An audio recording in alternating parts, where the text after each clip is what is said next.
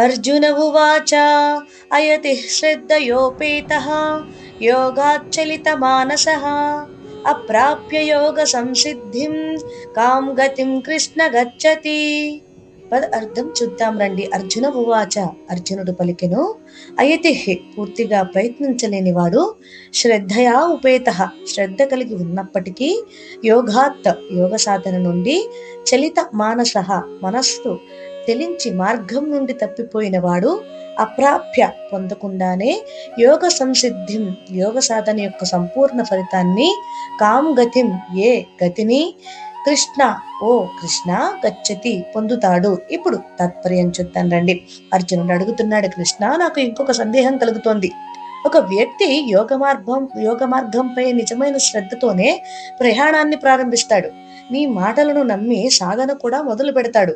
కానీ మనస్సు మళ్ళీ చంచలమై మధ్యలోనే ఆ మార్గం నుండి జారిపోతే, అతను యోగ సిద్ధిని పూర్తిగా పొందలేకపోతే అతని పరిస్థితి ఏమవుతుంది?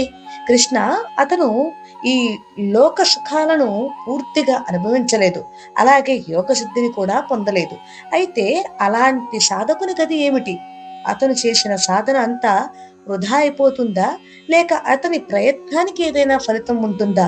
ఈ సందేహాన్ని దయచేసి తీర్చు అని అర్జునుడు కృష్ణుణ్ణి అడుగుతున్నాడు. హరే కృష్ణ.